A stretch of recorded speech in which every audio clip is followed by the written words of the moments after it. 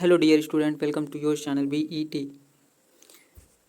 हम RRB NTPC और undergraduate के जो एग्ज़ाम होने वाले हैं 10+2 लेवल की, हम उनके लिए क्लास नंबर फर्स्ट लेकर आए हैं। हम क्लासेस शुरू करते हैं। जो एग्ज़ाम स्टार्ट होने वाले हैं 17 अगस्त है। फर्स्ट क्वेश्चन क्या है?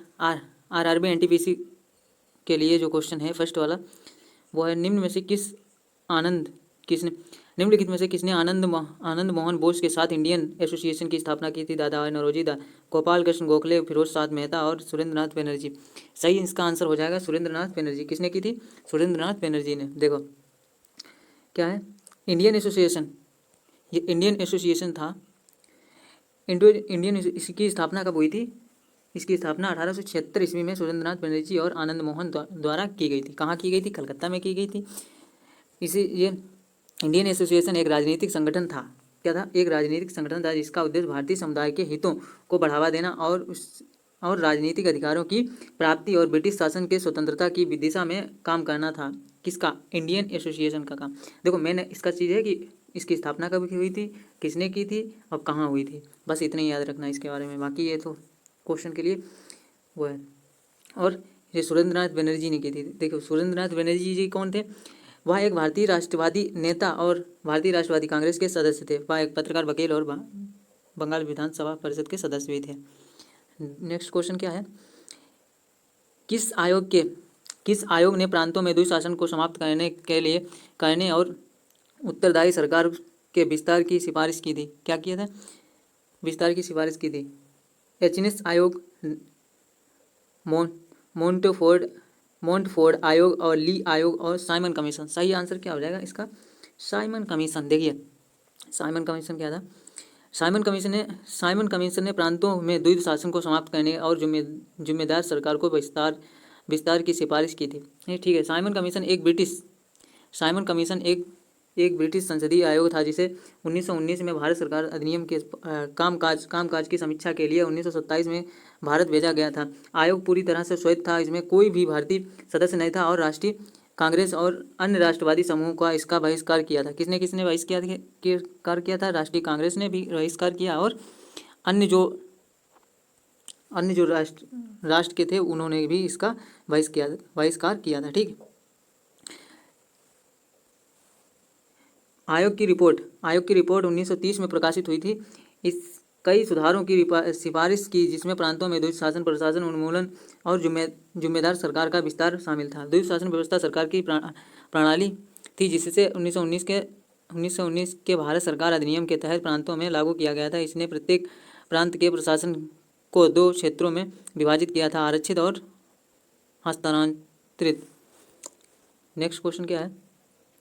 1 सेकंड में विस्थापन का परिणाम कहलाता है। 1 सेकंड में विस्थापन का परिणाम कहलाता है। किसका? विस्थापन का परिणाम क्या कहलाता है? त्वरण कहलाता है, संवेग कहलाता है, या चाल कहलाता है, बल कहलाता है? तो सही आंसर क्या हो जाएगा इसका बताइए? चाल कहलाता है। क्या कहलाता है? चाल। देखिए चाल प्रति इकाई समय में किसी वस्तु द्वारा तय की गई दूरी को चाल द्वारा दिया जाता है। 1 सेकंड में विस्थापन के परिणाम को चाल कहा जाता है। क्या कहा जाता है? 1 सेकंड में, देखो ये वाला पॉइंट देखो ध्यान से। 1 सेकंड में विस्थापन के परिणाम को चाल कहा जाता है। ठीक। पिंड कितनी तेज गति कर रही है उसको चाल द्वारा मापा जाता है। इसका मात्रक मीटर प्रति सेकंड होता है। ये तो सभी को पता है। नेक्स्ट क्वेश्चन देखिए। नवीनतम रिपोर्ट के अनुसार साइबर क्राइम अपराध द्वारा लक्षित होने के मामले में भारत विश्व स्तर पर कौन से स्थान पर है? साइबर क्राइम में विश्व स्तर पर भारत किस स्थान पे है? 54वें, 68वें और 80वें और 96वें में। तो सही आंसर इसका क्या हो जाएगा? 80वें, यानी 80 नंबर पे है। साइबर अपराध के मामले में भारत दुनिया भर में 80वां स्थान लक्षित देश है, यानी भारत ने 80वां स्थान प्राप्त किया, 80 नंबर पर है। 2023 में साइबर अपराध द्वारा लक्षित होने के मामले में भारत दुनिया भर में 80वें स्थान पर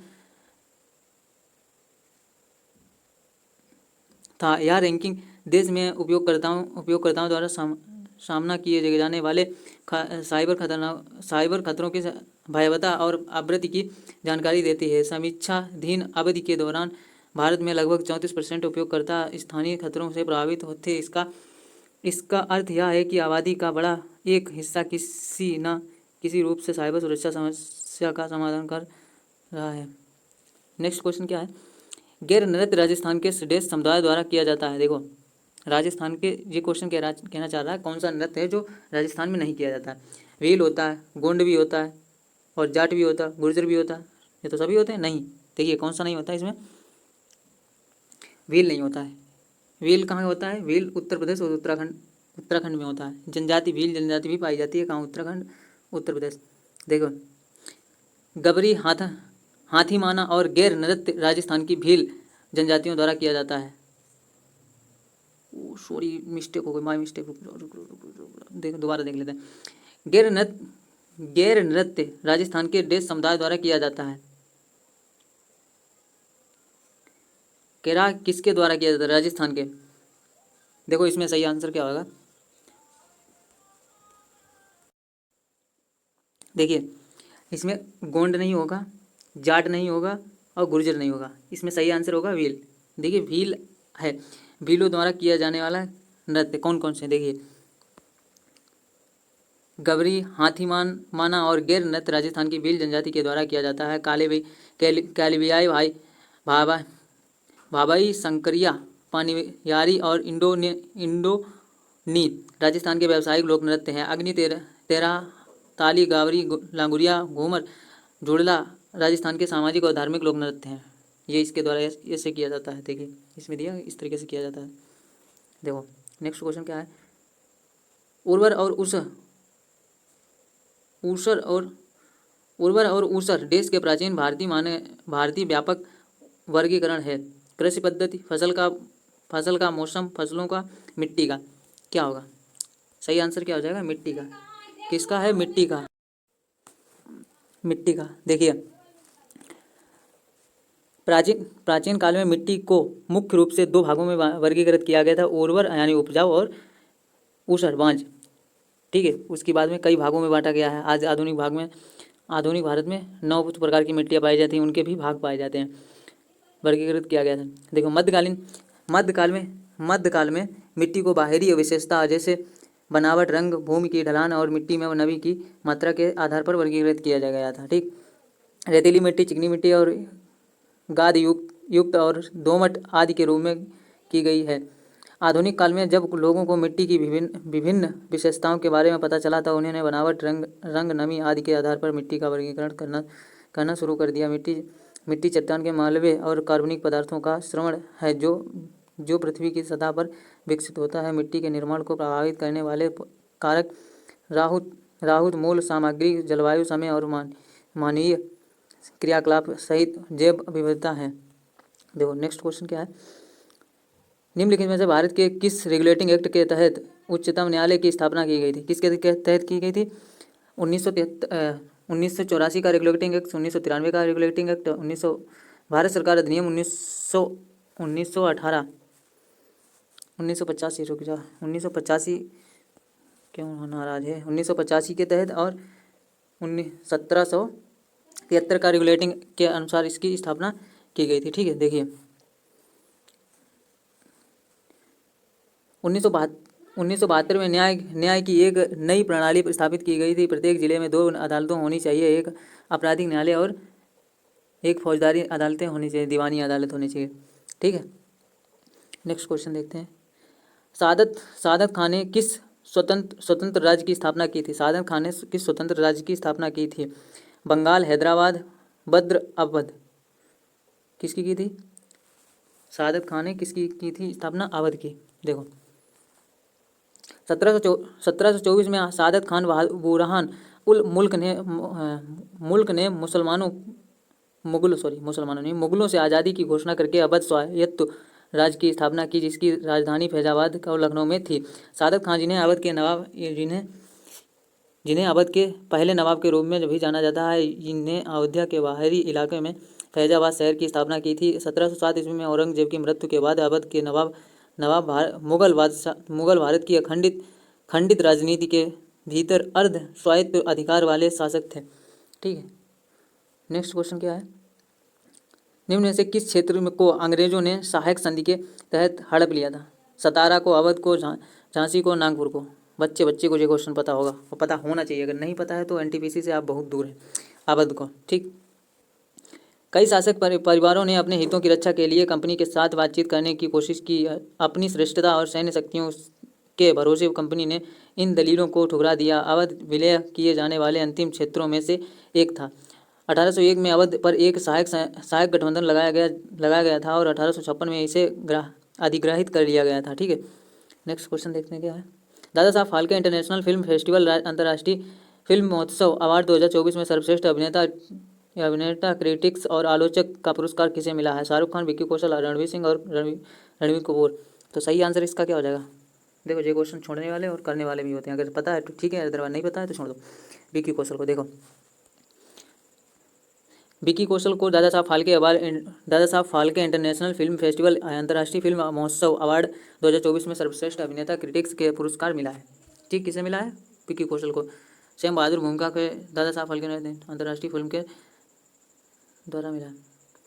नेक्स्ट क्वेश्चन है, दिल्ली सल्तनत में दाग और हुलिया और सैनिकों को नगद भुगतान की व्यवस्था किसने शुरू की थी? देखो, अलाउद्दीन खिलजी, फिरोज शाह तुगलक, जलालुद्दीन खिलजी, गियासुद्दीन तुगलक। तो सही आंसर इसका क्या हो जाएगा? अलाउद्दीन खिलजी। किसके द्वारा शुरू की गई थी? अलाउद्दीन खिलजी के द्वारा शुरू की गई थी। देखो, अलाउद्दीन खिलजी ने दाग और हुलिया व्यवस्था की शुरुआत की, जो क्रमशः घोड़ों और सैनिकों के लिए एक ब्रांडिंग व्यवस्था थी। इससे एक मजबूत सेना बनाए रखने में मदद मिली।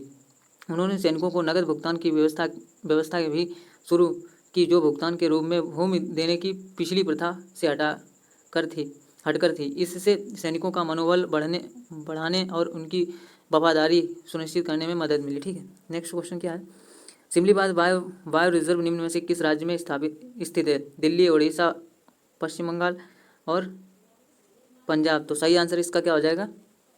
उड़ीसा में। कहाँ है सिमलीपाल भितरकनिका उड़ीसा में है। देखो, सिमलीपाल का सिमुल से रेशमी कपास पेड़ से पड़ा है। इसे आधिकारिक तौर पर 1956 में टाइगर रिजर्व के रूप में चुना गया था और 1976 में प्रोजेक्ट टाइगर के तहत लिया गया था। जून 1994 में भारत सरकार द्वारा बायोस्फीयर रिजर्व के रूप में मान्यता दी गई।